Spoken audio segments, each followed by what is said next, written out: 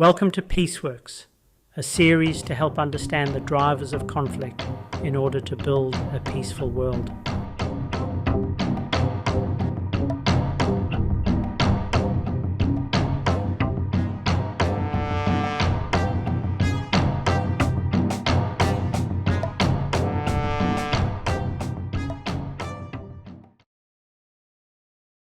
The Democratic Republic of Congo, DRC, holds significant geopolitical importance due to its vast natural resources, strategic location in Central Africa, and role in regional and global security.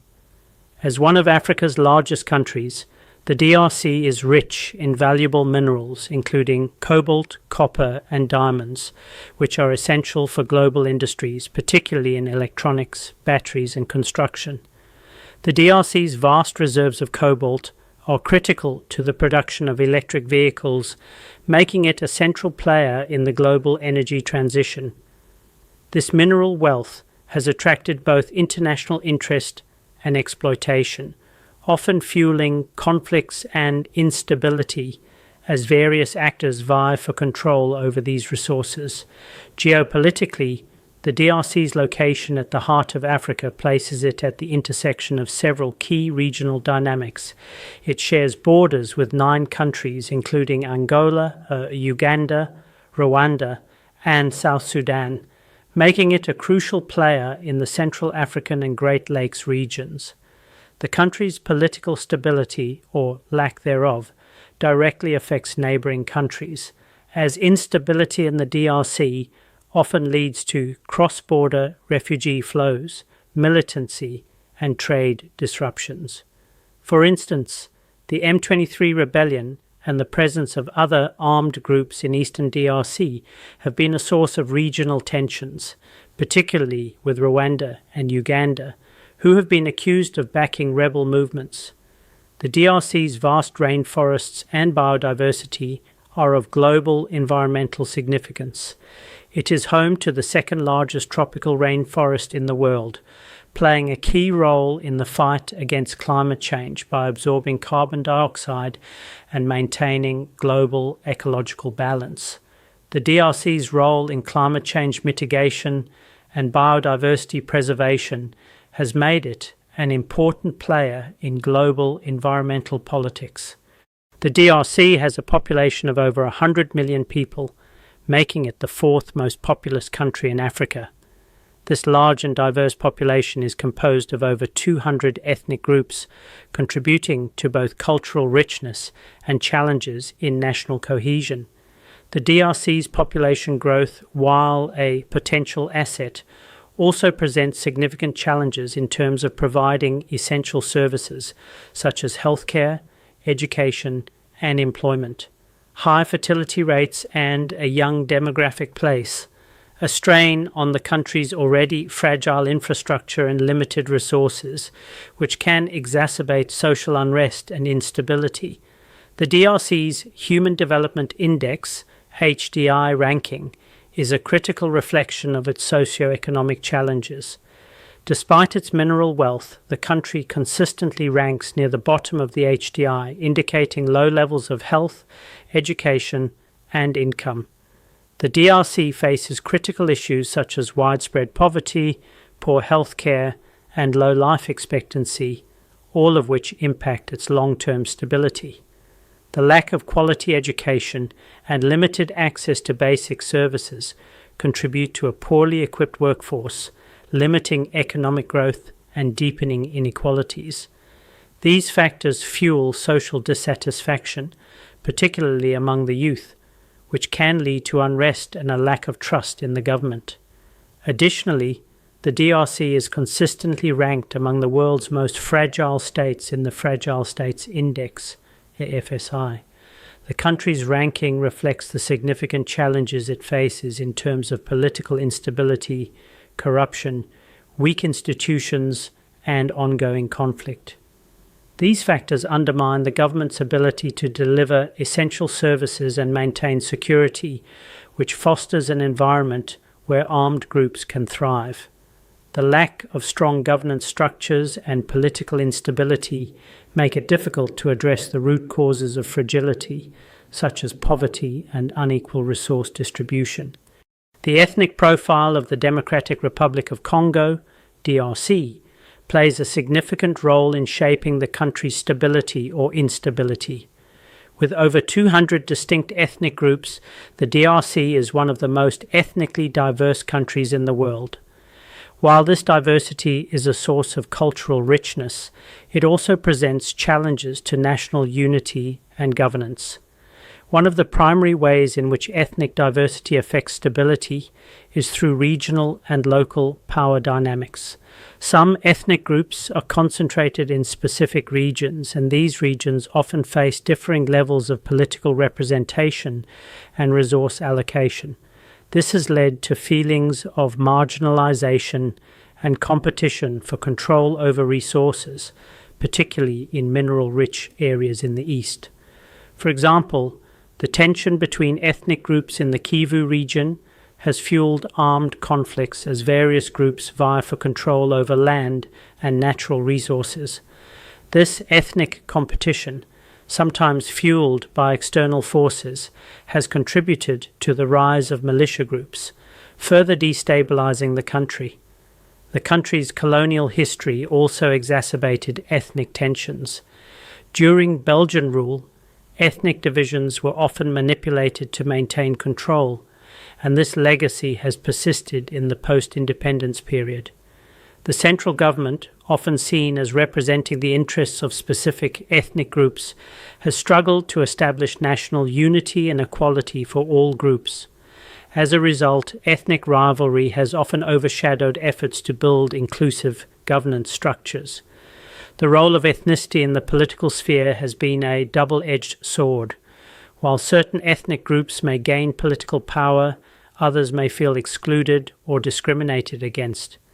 This dynamic fosters distrust in government institutions, weakening national cohesion and increasing the likelihood of instability.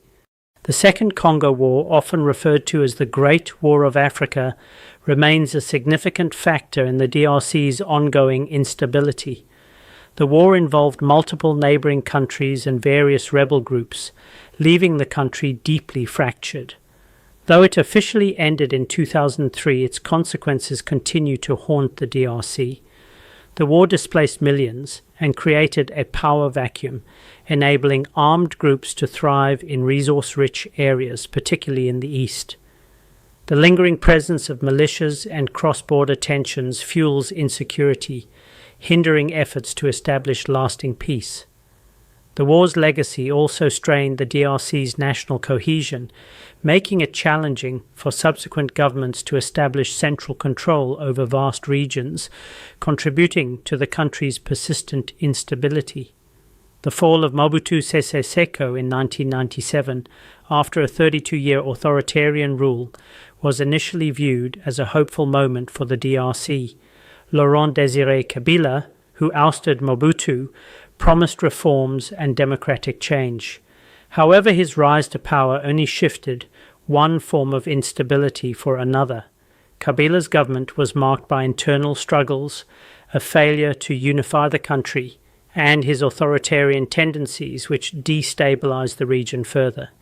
His assassination in 2001, followed by the ascension of his son Joseph Kabila, further entrenched the DRC's volatile political landscape. The 2006 presidential elections marked a pivotal moment for the DRC, as they were the country's first multi-party elections in over 40 years. While they represented progress, they also highlighted deep divisions within Congolese society and governance. The elections also failed to address systemic issues like corruption, armed militias, and weak institutions.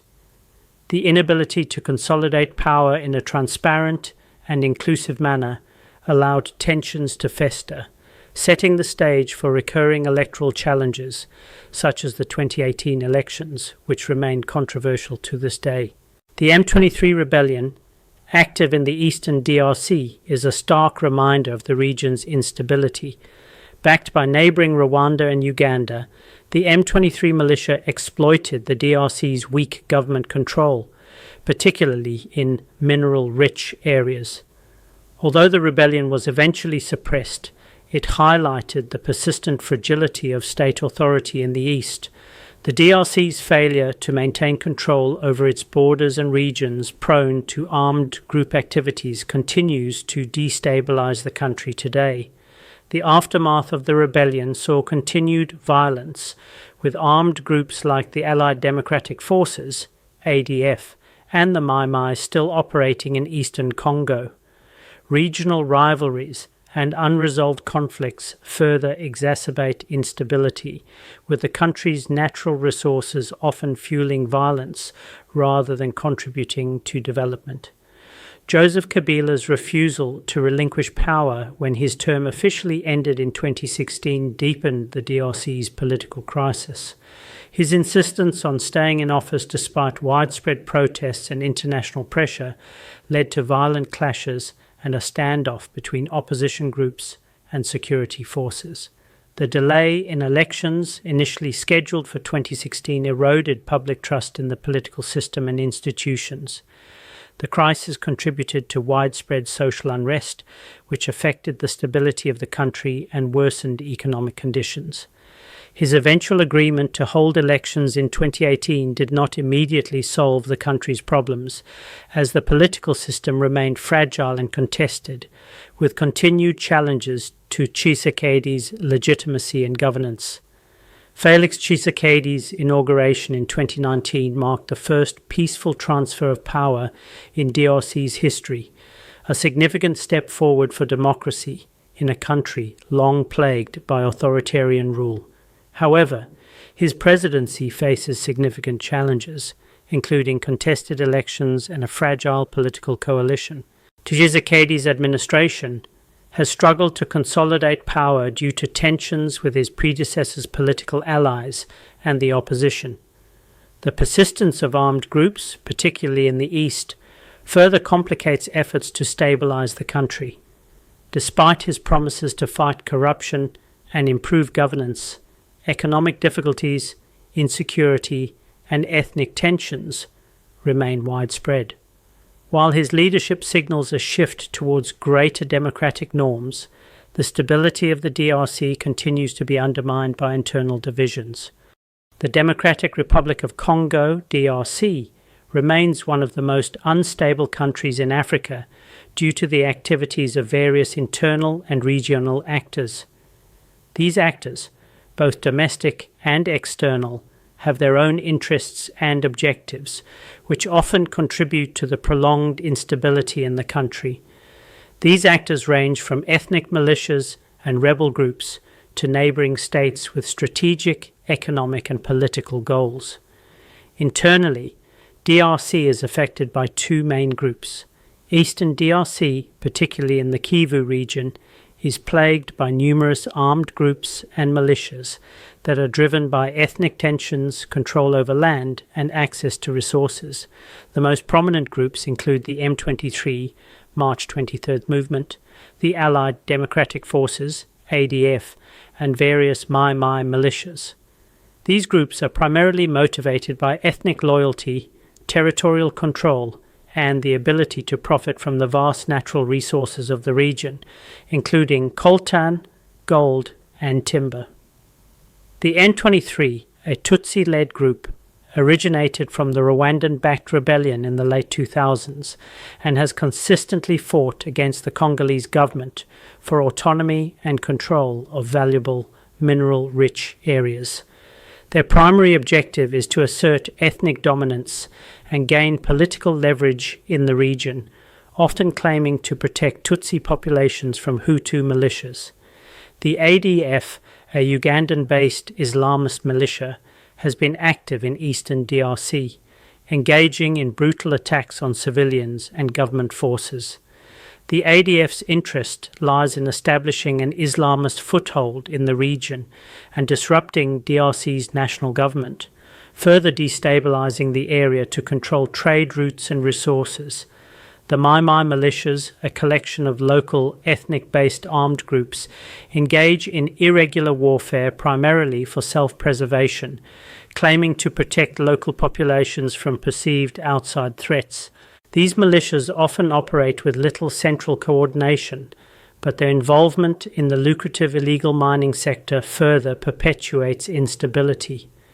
These internal armed groups destabilize the DRC by creating a lack of government control, causing widespread displacement and devastating local economies. The competition for resources and territorial control often leads to protracted conflicts, making it difficult for the central government to assert authority. The political elite in the DRC, particularly factions loyal to former President Joseph Kabila, have also contributed to instability. Kabila's refusal to step down after his second term ended in 2016 sparked widespread protests and led to a prolonged political crisis. Political factions aligned with Kabila, including his supporters in the military, security apparatus, and the ruling party, have often sought to maintain power and influence, undermining efforts toward democracy and stability. These elites are often accused of engaging in corruption, manipulating electoral processes, and exploiting the country's mineral wealth, further aggravating the instability and poverty that many Congolese face. They seek to maintain control over lucrative sectors, including the mining industry, where they benefit from illegal practices and resource extraction. A number of regional actors directly intervene in DRC. Rwanda has played a significant destabilizing role in the DRC, particularly in the eastern provinces. Rwanda's government has been accused of backing the M23 rebel group, largely motivated by the desire to exert influence over the Kivu region, which is rich in minerals.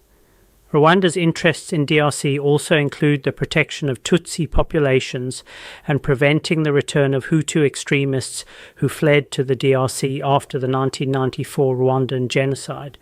Rwanda sees the DRC as a buffer state against potential security threats from ethnic Hutu militias in the eastern DRC, some of whom were involved in the genocide. Rwanda's intervention in DRC has been framed by the government as a legitimate response to threats against Tutsi populations, but critics argue that it is primarily a quest for control over valuable natural resources and strategic territory. The destabilizing effects of Rwandan involvement include prolonged conflict, weakened government control, and an ongoing refugee crisis.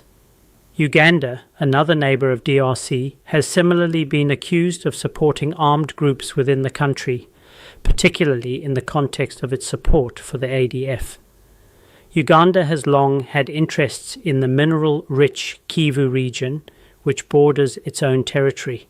By fostering instability in the region, Uganda maintains leverage over the DRC and ensures access to natural resources.